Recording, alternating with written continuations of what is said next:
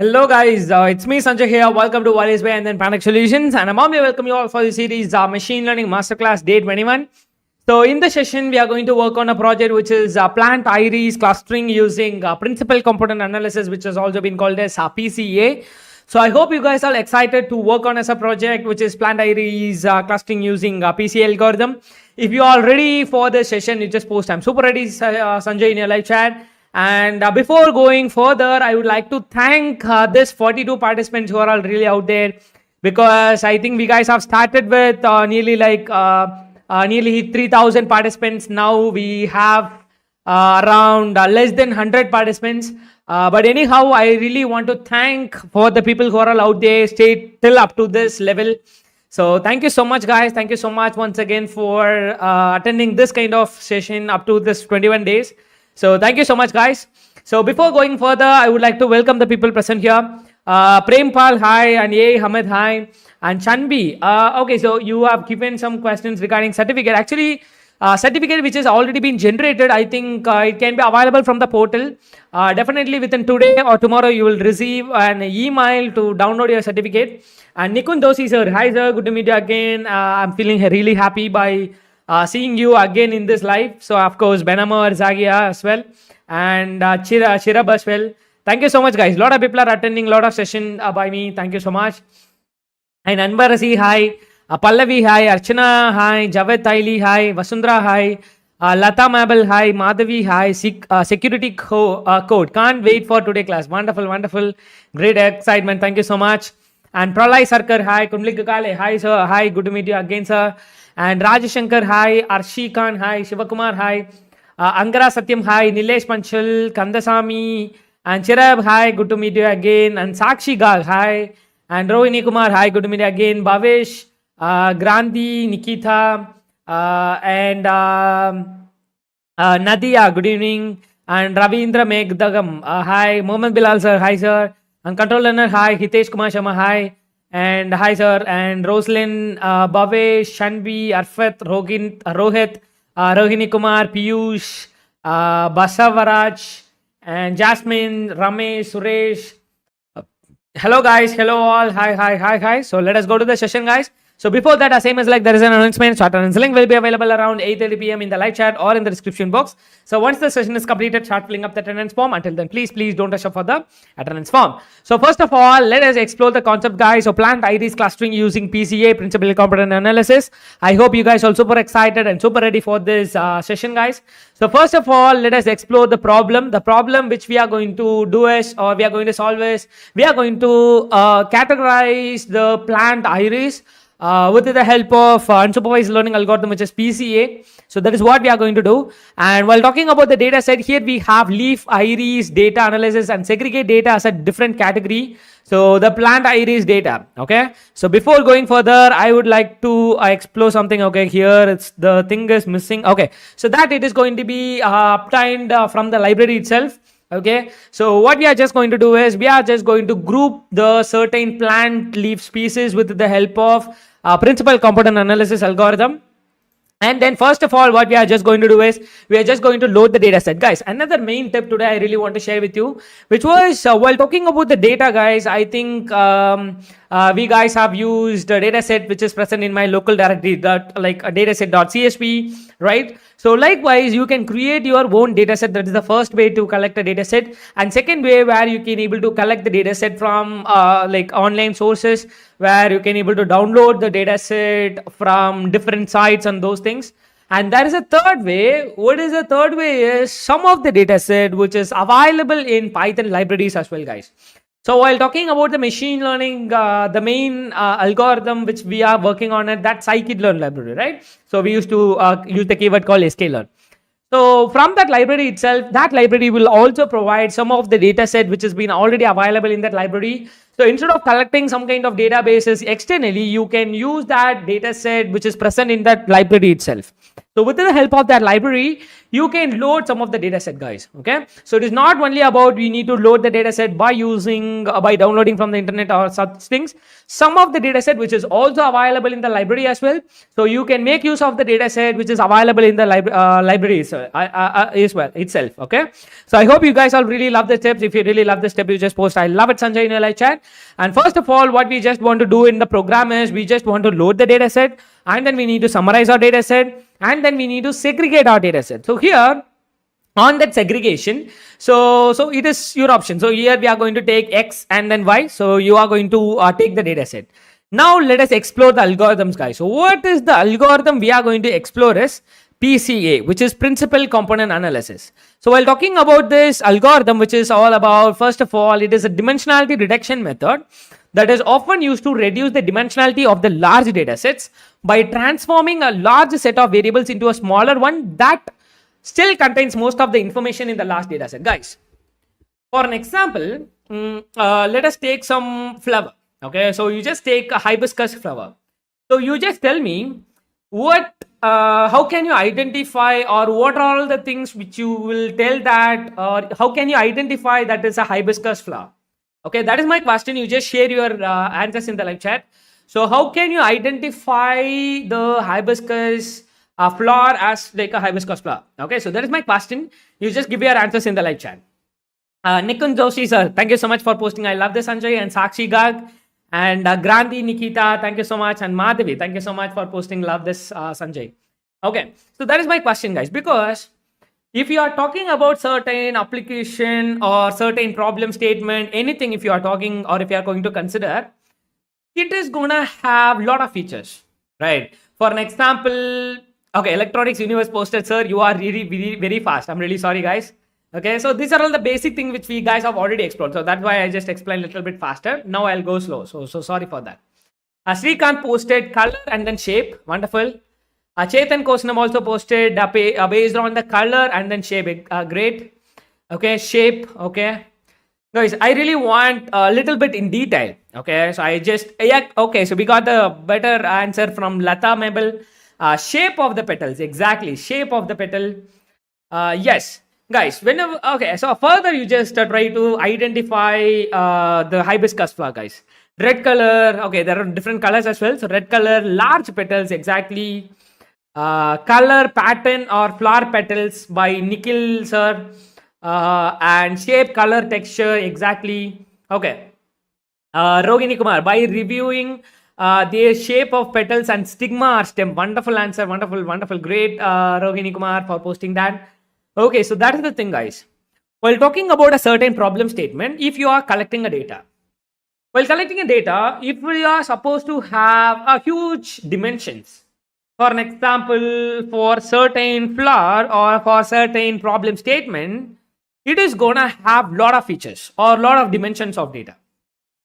So what is mean by the dimensionality reduction is, we need to reduce, for an example, if you are having 100 dimensions of data. So what is mean by this dimensionality reduction is, first of all, you just want to reduce that 100 dimension into 20 dimension. For an example, I'm just talking about. You really want to reduce that 100 dimension into the 20 or 10 dimension, but without affecting or that 10 extracted dimensions which need to carry over the most of the features of the certain data. Okay, or most of the features or most of the information of the certain data. That is what this dimensionality reduction. I think you guys have got it about what is meant by this dimensionality reduction. If you guys have got it, you just post "I'm super clear, Sanjay" in your live chat.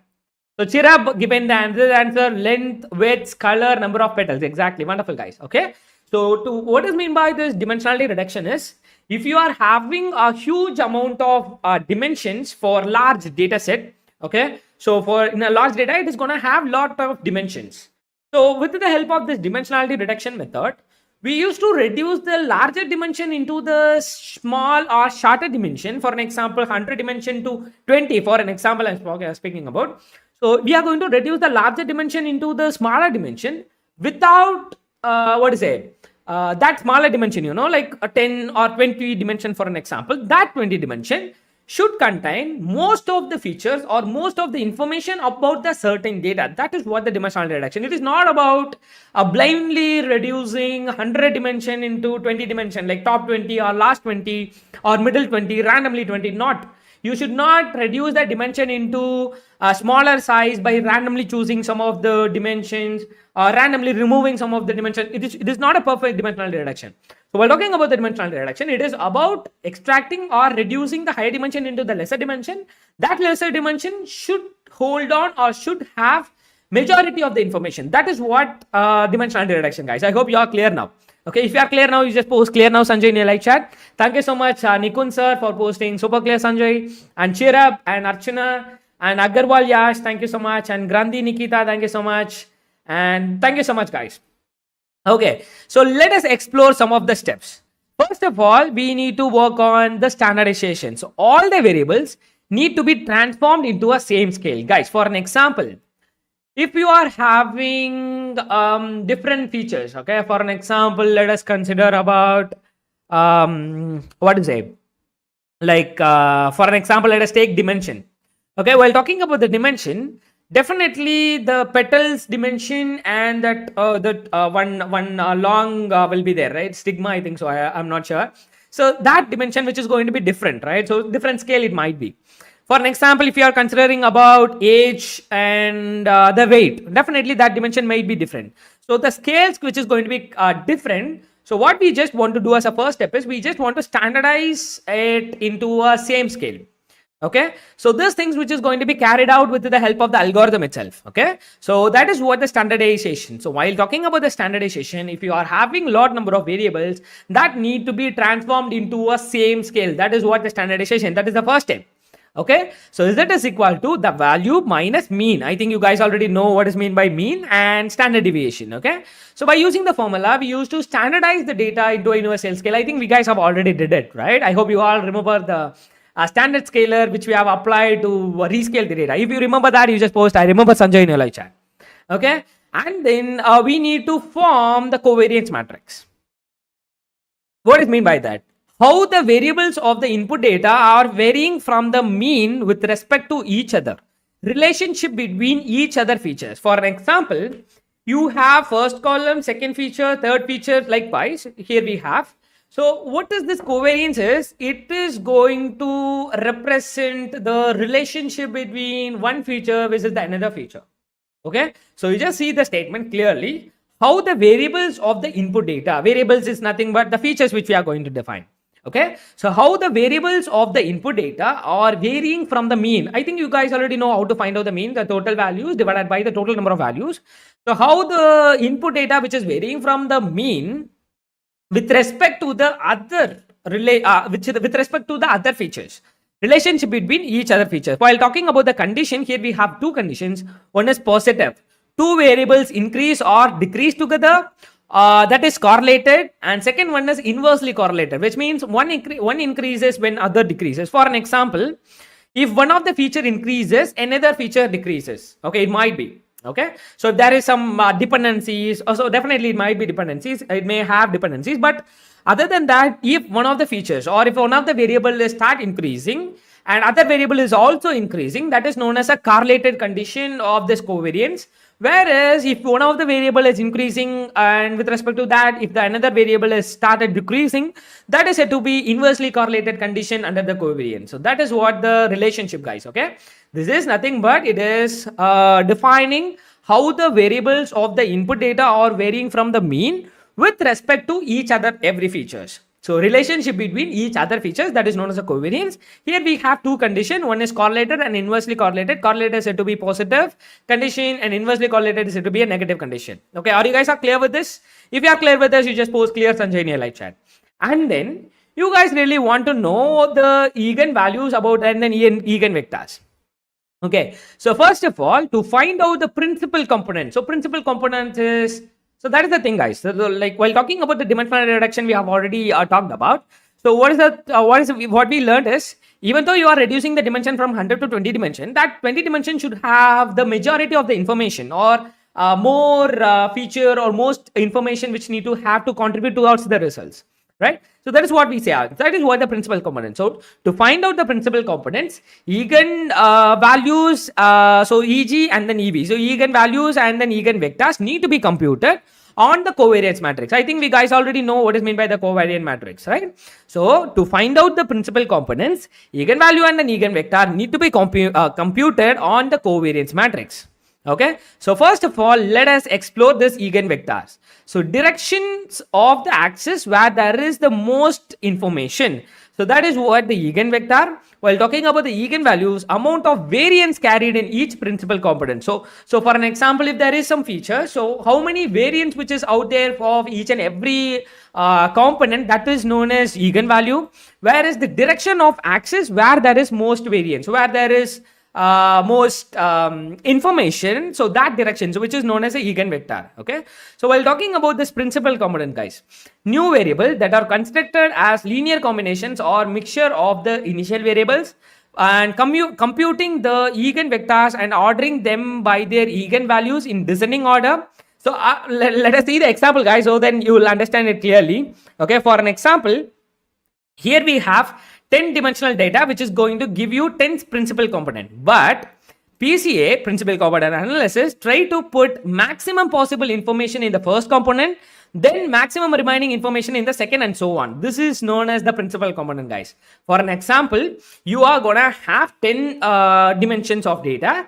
So 10 dimension data, by using this principal component analysis, what it will do is it will try to organize this data in a descending order, which is having a maximum principal component and second maximum principal component and third maximum principal component and fourth maximum principal component. Likewise, it is going to organize this data or organize this dimension into the descending order by based on the eigenvalues and the eigenvector. So you just see here, computing the eigenvectors and ordering them by their eigenvalues in descending order. So that is what this principal component.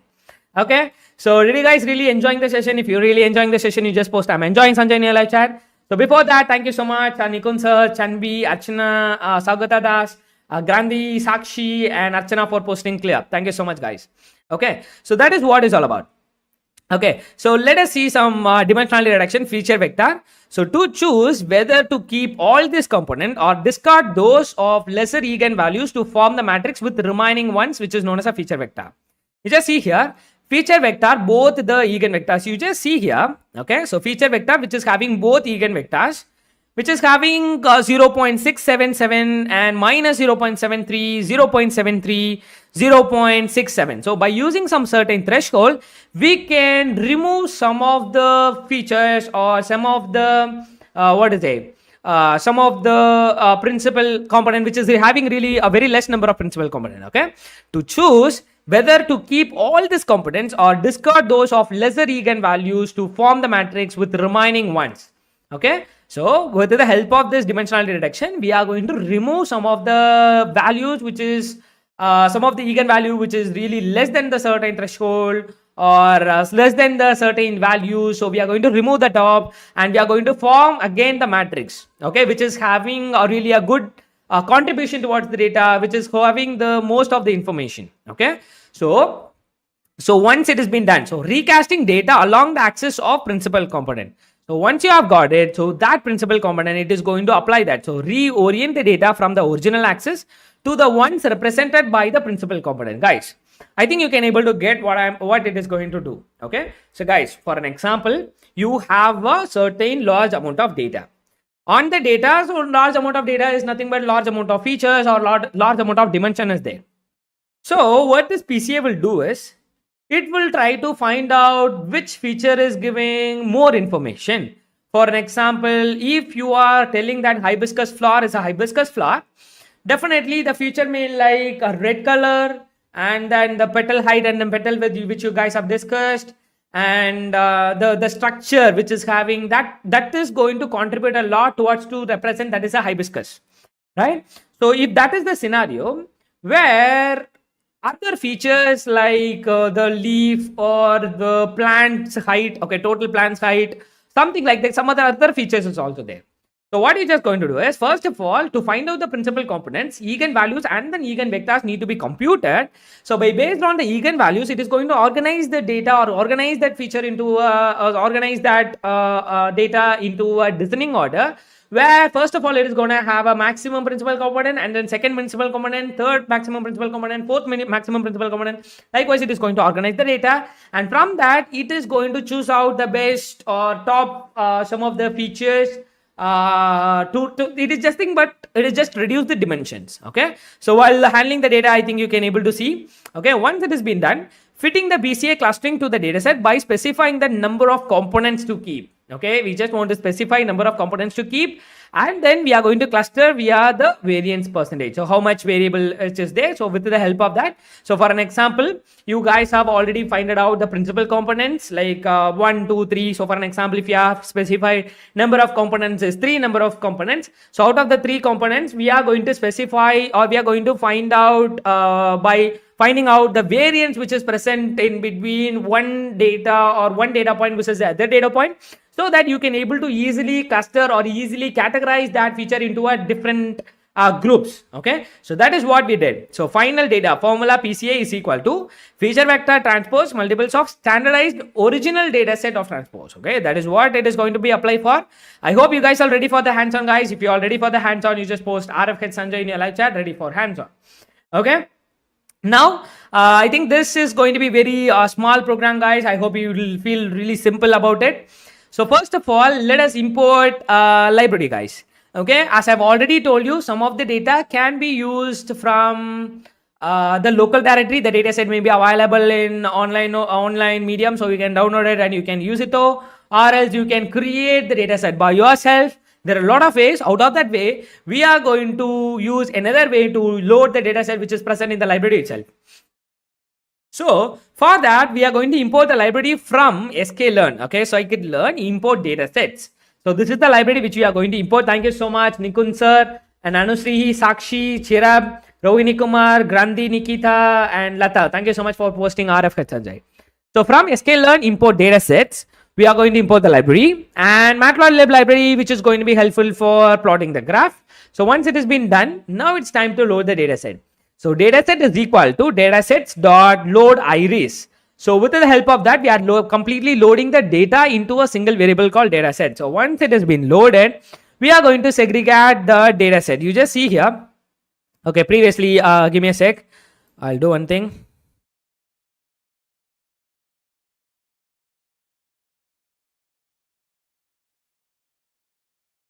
Okay, so here we have that 3 species. Okay, so what are the 3 species are Setosa, versicolor, virginica. So these are all the data. So for you really want, so I can print out that data as well. So print of X and print of Y. Okay, you just see here, these are the features. Okay, so these 4 column which is going to be Rx. Okay, these four column which is going to be our features, which may be like sepal height, sepal width, petal height, petal width. So these are the 4 column which we have. So and then here we have the another column which is all about the output. So while talking about the output, which is may having like 3 classes like 0, 1 and then 2. So on that 0, 1 and then 2, which is gonna have like 0 which is going to represent Setosa, 1 is going to represent versicolor, and 2 which is going to represent virginica. But here, did you guys can able to identify something which is present in the data? The data is labeled, guys, because the data which we are acquiring from the the data which we are acquiring from the library, which is a labeled data. But since we are in the unsupervised learning methodology, so we are not going to worry about the Y. So that's why if you are seeing here, model.fit of only X. So what does it mean by X? We are passing only the input feature. I think you guys all remember what is the difference between supervised learning and then unsupervised learning, right? So on that supervised learning, we guys have seen 2 parts. One is classification and then regression. Both the things we need to have input as well as the output. So input which is going to be my features, my X, my independent variables. Output which is going to be my Y, my classes, or my dependent variables, right? So that is what we guys have explored in the supervised learning. But since we are in the unsupervised learning, we really don't want to have that labeled data. So that's why what we just did is, by using the data set, while whenever you are loading it, it is having both the input as well as the output, both X and then Y. Thank you so much, Anusri Debama for posting. I remember Sanjay. Wonderful, you are really great. Okay, so in this data set here we have both our input and then output, since the data was already labeled. But we really don't want that, because with the help of X itself, we are going to transform, or we are going to cluster the data into a different species based on our principal component which we have. So okay, so what we are just doing is, from sklearn.decomposition, okay, this is one of the other kind of thing where you can able to import principal component analysis algorithm. So from sklearn.decomposition, import PCA. Model is equal to PCA of n components, which is nothing but number of components to keep. So n component is equal to 2. Guys, again I'm telling you, you can use the previous method by changing or by passing different n component value to see the results. Okay, so n components is equal to 2. And here we are passing the X data. Y means is equal to model.fit of X dot transform of X. We are just doing a transformation as well, because as we have already know, we need to transform or we need to rescale the data, right? So once it has been done, you just see the output. So here, this is going to be our output. So based on like here we are specifying this numbers. So here it is representing in a 3 colors, like red, green, and then orange.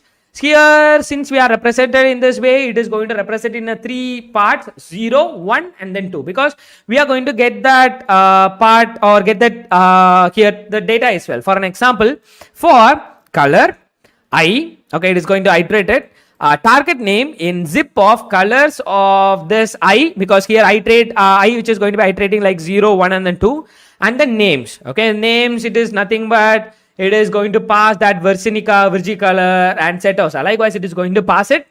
So, and then plot.scatter of the predicted results, the same program which we have used on the previous session, guys, for clustering.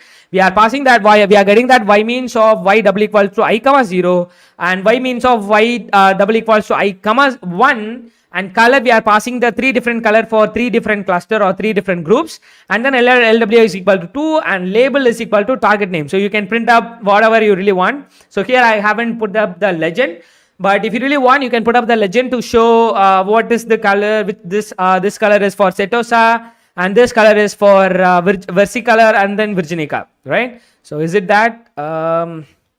Let us see the name here.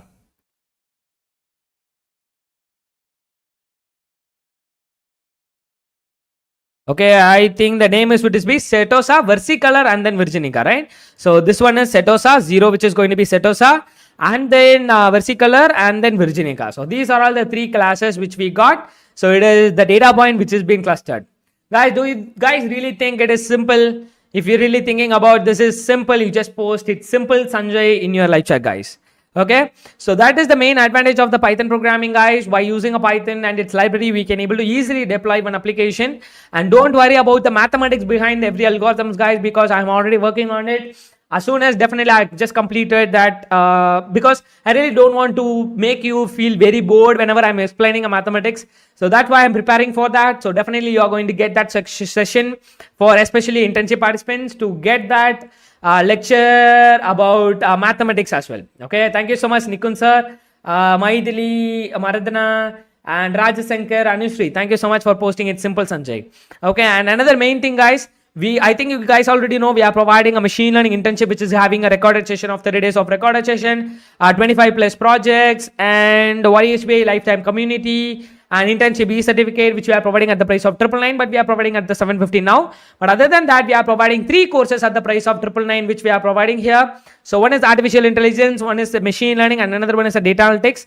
So artificial intelligence, which is covering up how to create a chatbot, a Python programming, computer vision, machine learning, deep learning, natural language processing, AI using hardware, AI using AI using cloud. So these are the lectures which has been covered on AI Masterclass internship 30 days internship program, which is completely based on the project. And machine learning, I think you guys already know the agenda. On the data analytics, we have covered up Excel, business intelligence tools like Power BI and the Tableau, databases which is like MySQL and then MongoDB, Python programming, and basic machine learning and then deep learning. So this has been completely covered on the data analytics course. So these 3 courses which we are going to get at the price of 999 only, and additional bonus which is out there. The people who are all going to register before this Sunday, those people are going to get the session on resume building coaching program. So that coaching program which is going to be conducted on coming Monday or coming Tuesday. It is going to be live program, 1 hour or maybe 1.5 hours. So that live program which is going to be given for the people who are all going to register now and the people who are already registered. Okay, 3-in-1 course combo. So the people who are all registered 3-in-1 course combo or 4-in-1 course combo. So those people are going to get resume building coaching session, because while talking about the resume building, a lot of people are doing the mistake by simply downloading the template from the Google and they just doing it and they just applying it. So definitely it is not going to click, or it is not going to attract your HR. So there are some of the skills or some of the techniques which you need to follow to build a resume. So that kind of coaching which is going to be given on the coming Monday or Tuesday. If you really want to get that, or if you really want to attend that free resume building coaching program, you just click the link and register for now. Register for the 3-in-1 internship combo now, so that you can attend that session, guys. Okay. So I hope you guys have got it. And if you guys have any other questions, please raise your questions, guys. Thank you so much, Nikunj sir. Thank you so much for posting nice session for resume building. Okay. Utkarsh, hackathon 1 gift is not given yet. BCI access is not received. I'm really sorry, Utkarsh. Definitely, I'll check that out with my team, and I'll try to provide that BCI course for free. Okay, don't worry, Utkarsh. Definitely, it will be provided very soon. Guys, do you guys have any other interesting questions which you really want to ask to me? Okay, so if you guys have any other wonderful questions, you just try to raise questions in your live chat, guys. Because other than this technical session, if you're really having any technological questions or any interesting questions regarding any other concept or mindset or something like that, you can start raise your questions, guys. Okay, so that everyone will get benefit of it. So that is the thing, guys. Hackathon gift. Okay. I'll give the hackathon gift. Don't worry. Srikanth, thank you so much for your wonderful comment. Whatever you teach, it will be easier. Thank you so much. Thank you. Thanks a lot.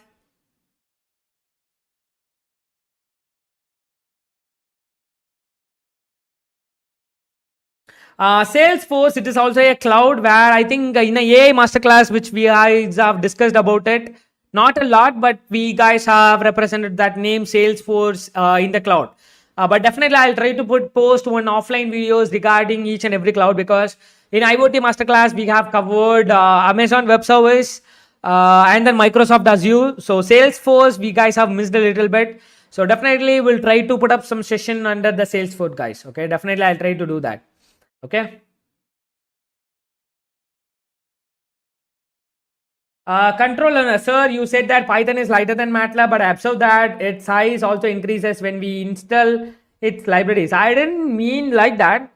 While talking about the MATLAB, guys, you won't face this kind of version kind of problem in a MATLAB. It is very, what to say?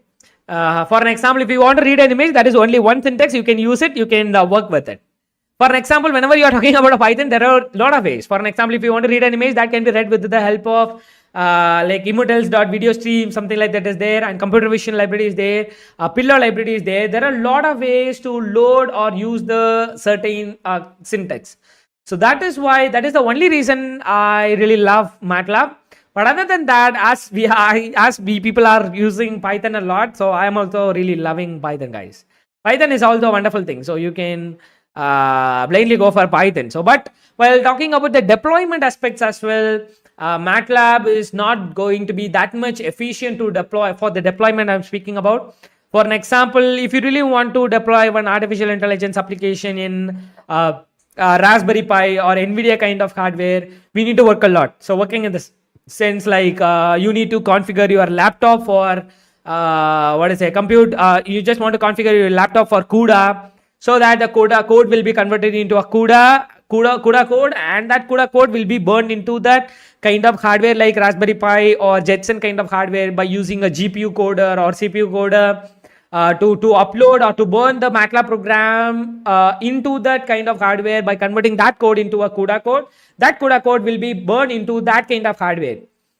So that kind of deployment difficulties is there. For an example, if you're really good at Python, if you are really a Python programmer, so directly what you just do is you can write a Python programming directly into the Raspberry Pi or NVIDIA kind of hardware.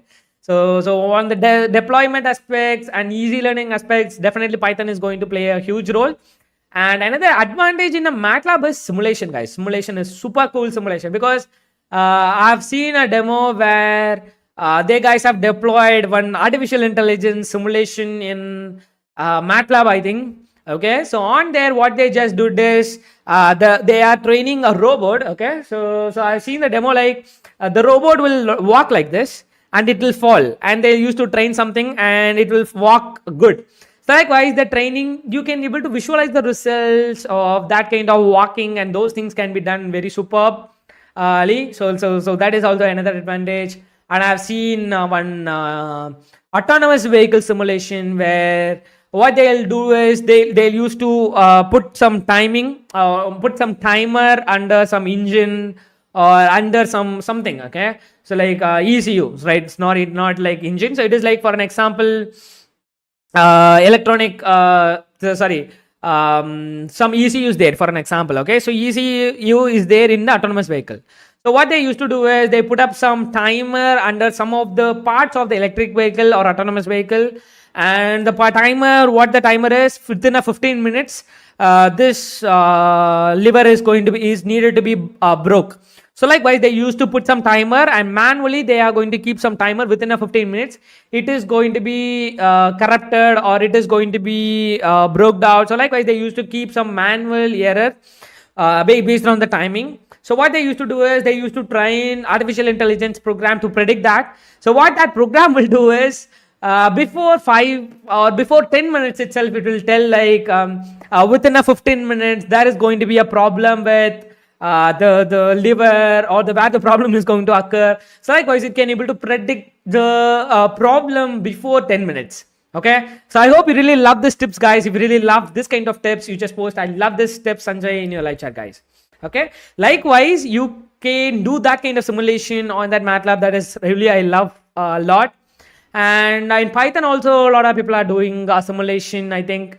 But I haven't that much used, because I've used a simulation in so ROS I used on Python, but other than that, general simulation I haven't used. And in MATLAB also, simulation is super cool, guys. It is really wonderful. For an example, if you are really working on autonomous vehicle, it should follow the lane and it should track the lane. It should go to reach the destination. So that kind of application can be simulated easily with the help of MATLAB.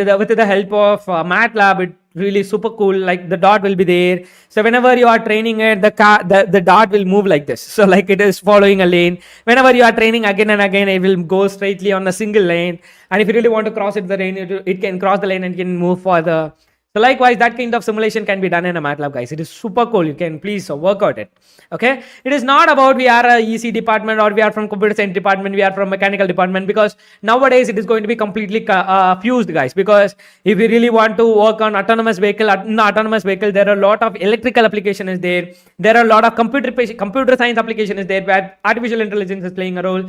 Where there is an electronic application is there, where the dashboard which is out there, like display units, horn, the airbag. So there are a lot of electronics application is there, like airbag which is need to be triggered within a microseconds whenever the accident is occurred. So likewise, it is having everything which is in a certain car or certain whatever the application which it is coming nowadays.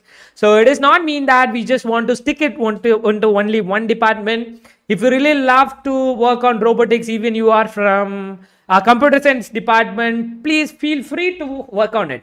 Okay, so don't restrict yourself like I'm computer science department, I don't know electronics. Don't do that. Okay, please try to explore as much you can, guys, because we guys are in the right age where we can explore as much we can. We guys have enough time. So until our death, we used to learn a lot, we used to explore a lot. So from that, at a certain instant, your life might be changed by getting a lot of interest in certain kind of application. For an example, suddenly if you got some love to work kind of like robotics, means you can simply go for learning a robotic operating system, ROS. and robotics, mechanical designs, 3D designs. You can buy some 3D printer and you can design your robot by yourself. So likewise, you can start working it, guys. So thank you so much, guys. Thank you so much. A lot of you people are raising that questions. Thank you so much, guys. Okay. So thank you so much, guys. And Nikun Joshi sir given real life example. If pressure in flight increases, auto release of oxygen mask manually, we can create error and check functioning. Wonderful, Nikun Joshi sir. Thank you so much for sharing this kind of idea, sir. Thank you so much, because other people want to do this. So thank you so much, Nikun Joshi sir. I'm really giving a great applause for you, sir. Thank you so much for giving the value in our lifetime community, in our live sessions, sir. Thank you so much. Because it is really a wonderful thing, right? Because the person, the air hostess used to explain how to take the mask, how to press the button, right? It's the boring stuff, right? So instead, if there is some problem with the flights, definitely there may be changes in that oxygen drop or the flight angle. So whatever the thing, right? So malfunctioning, which it can be easily detected. So from the pilot side, if they're just pressing that certain button, or if it is automatically detecting, it is going to release the mask and the parachutes or life jackets or something like that. It will be really great whenever we are designing it in autonomous. Definitely, it is going to become, because technology is developing. Definitely, it might come. Okay, so Bhubaneswaran, definitely brain-computer interface course which will be given, guys. Don't worry. So thank you so much, guys. We have discussed a lot. Likewise, you just try to ask a lot of different kind of questions, guys. Apart from this technical, you can ask a lot of technological questions, so that we can share. Okay, I'm not telling that I really know everything. So like Nikon sir told some idea today. So likewise, we can share some knowledge, share some ideas, so that it may affect some point of our life. Okay, so I hope you really love it, guys. Thank you so much. Thank you so much once again, guys. And if you guys haven't followed me, you can also follow me through the LinkedIn. My LinkedIn link is also given in the description below. And you can call to this number. So regarding any courses, so because we are providing this 3-in-1 courses with resume building session on Monday. So if you really want that, you can register for it by clicking 3-in-1 course link. You can register for it, even though if you still haven't registered for it. And if you guys want to do any project or product, please visit pantech.ai. So so that's the session, guys. I hope you really enjoyed this today's session. Thank you so much for your interaction. Thank you so much for your questions which you are asking in the live chat. So thank you so much once again. It's me, Sanjay, signing off. Until then, bye. We'll see you on the tomorrow session.